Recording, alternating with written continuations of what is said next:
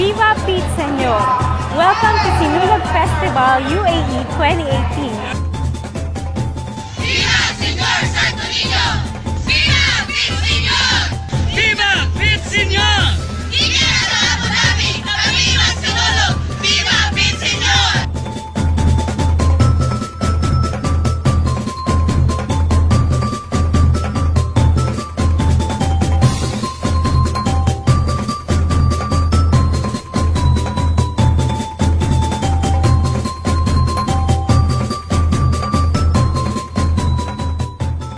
Alam niyo po ba na ito na ang 6 na taon na pinagdiriwang ng mga taga-Cebuano sa UAE ang kanilang kapistahan ng mahal na patron Santo Niño?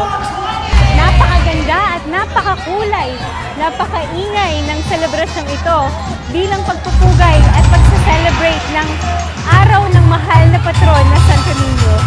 Halina at tayo ay makisaya sa Sinulog Festival sa UAE 2018 mula sa mga organizers at members ng United Cebuanos sa UAE. Fiesta, viva Pete Señor!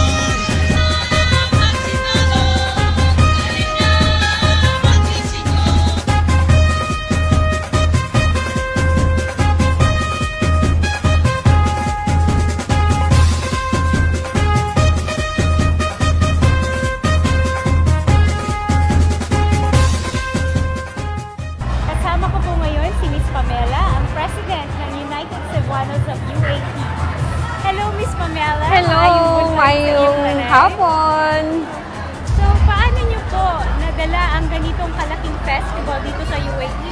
Tiyaga lang talaga, tiyaga. Tapos lahat ng suporta ng lahat ng mga Bisaya. Kasi ang event na to is talagang festa ng Cebu. So nagiging tradisyon na namin doon sa Cebu. Kaya lang, dahil siguro hindi naman kami makakauwi talaga yearly, dinala na lang namin yung festa namin sa Cebu, dinala namin dito sa UAE. Kasi naging successful. Kaya every year, inaabangan talaga to lahat ng mga tao. Bisaya man, Tagalog, lahat sila nag-aabang. Parang umabot kami ng 2,000 naman siguro. A bit late na po, di ba? Dahil ang Sinulog Festival should be January, January, yes. right? Pero dito sa UAE, dahil sa sobrang busy ng mga Pilipino, ng mga tao, natuloy pa rin siya, even though a little bit Oo. late. Oo nga, dapat kasi kung hindi lang kami na-cancel sa ibang venue namin, nagkakaproblema kami sa venue. Pero kaya inaayos namin lahat. Kahit late, at least na-celebrate pa din namin. Kasi hindi pwedeng walang sinulog eh. Kasi nagiging tradition na nito every year. So hindi pwedeng walang sinulog. So kahit anong mangyari, late man siya, magsisinulog pa din kami. So yan ang fighting spirit ng mga Pilipino dito sa UAE. ¡Viva! ¡Viva!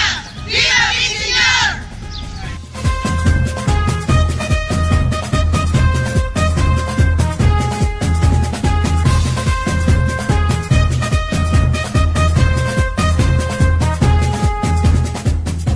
So, ano naman yung sa tingin mo magandang experience na nakukuha mo every time na attend ka sa mga Filipino events natin katulad ng Sinulog Festival? Napakasarap po sa pakiramdam kasi napipil mo yung sambayan ng Pilipino, napipil mo yung sa Pilipinas.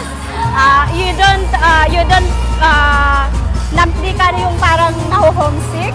Oo, nararamdaman mo yung yung pagkakaisang Pilipino dito sa Dubai. It's like home.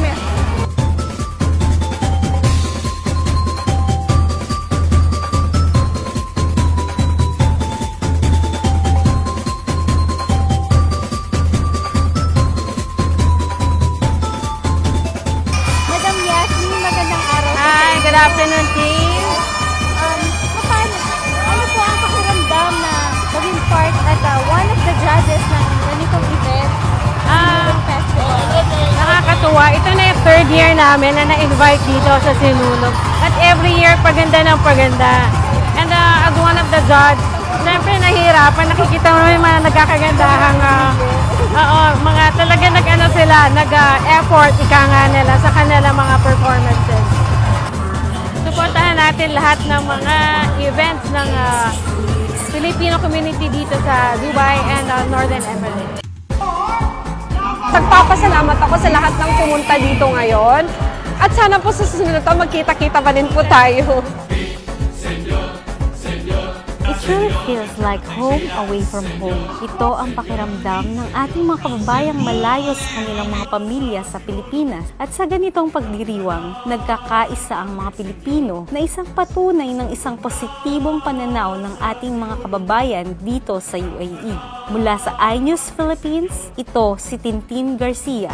Viva Pete Senior!